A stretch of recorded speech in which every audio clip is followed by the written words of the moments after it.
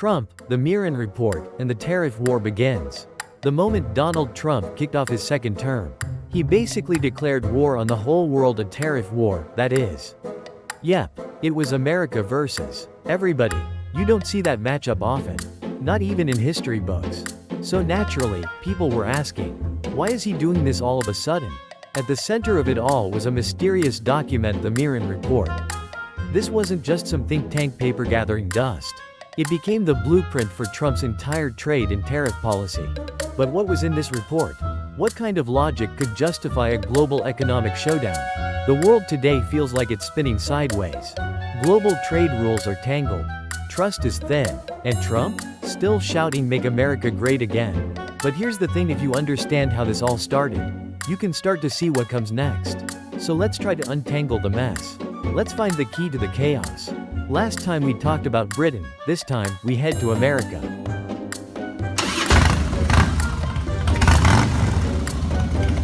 Alexander Hamilton and America's tariff shield.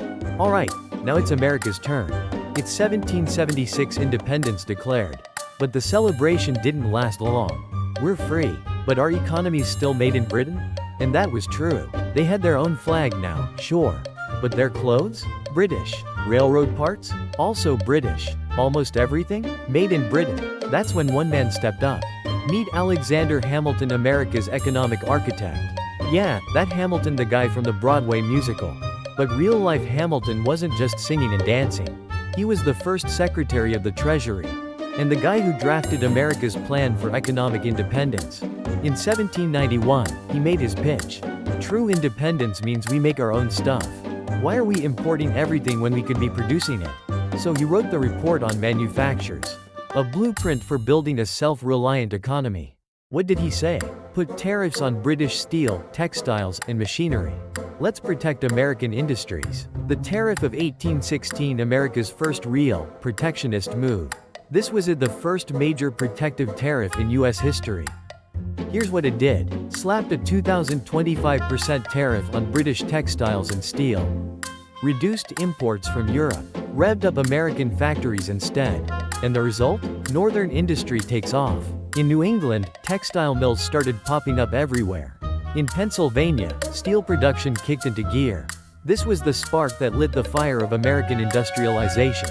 And those tariffs? They did more than just protect factories. They funded 8,090% of the federal government's budget. That money built roads, canals, and national infrastructure. Basically, Hamilton's vision wasn't just about taxes. It was about nation building. But not everyone was happy. Enter the South. Of course, nothing's ever that simple. Here come the North-South tensions. The North tariffs are great. Our factories are booming. The South, we grow crops. We import stuff. Tariffs just make everything more expensive. Southern plantation owners were furious. European goods are cheaper and better. Why are we being forced to buy overpriced American stuff? It all came to a head in 1832, during the nullification crisis. South Carolina said, "This tariff doesn't apply here. We nullify it." Yup, the first official "not in my backyard" moment. And just like that, you could smell the early smoke of the Civil War starting to rise. Wrap up. Hamilton's tariff plan wasn't just about raising money. It was about building America's industrial muscle, giving the federal government a solid financial base, and proving that the U.S. could stand on its own. But it also raised a deeper question. Who really benefits from tariffs? For the North, it was protection. For the South, it felt like punishment. Tariffs, like any weapon, can be a sword or a shield. War, steel, and tariffs, how the North fought with factories. Let's fast forward to 1861. The United States is about to go through something massive, the Civil War. But war doesn't just need soldiers. It needs money, a lot of it. So what does the Union government do? We need guns. We need uniforms. We need trains to move troops. Where the heck are we gonna get the money? Enter the secret weapon, tariffs. Say hello to the moral tariff. 1861. Right before the war kicks off, Congress passes the moral tariff. It raises import duties across the board. Most products now faced 30% tariffs. Why? To raise war funds, to protect U.S. industry, and to cut off the South's trade with Europe. Yep, tariffs weren't just economics anymore. They were now a military strategy. Northern factories go full steam even during war. While the South struggled to sell cotton overseas, the North got busy. Steel for guns, cannons, and railroads. Machinery for ships and locomotives. Textiles for uniforms, tents, and medical supplies. The more factories produced, the more the Union could fight and win. Tariffs gave the North something powerful. A self-sufficient war machine. War, paid for by tariffs. By the numbers? More than half of the federal government's revenue during the war came from tariffs. Think about that. The Union funded a massive war without borrowing themselves into oblivion. And when the war ended, they didn't lower tariffs. In fact, high tariffs stayed in place.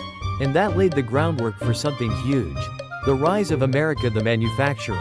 By the 1870s, the U.S. was the #2 steel producer in the world. By the 1890s, #1. American-made goods began to flood the global market. Made in USA wasn't just a label. It became a symbol of power, scale, and innovation. And at the heart of it all? The tariff shield protecting American industry through it all. But let's be real, it wasn't all sunshine. Of course, there were downsides. Europe, hey, are you guys trying to shut us out? Trade tensions. American consumers, why is everything getting more expensive? Price hikes. So yeah, the industries were protected.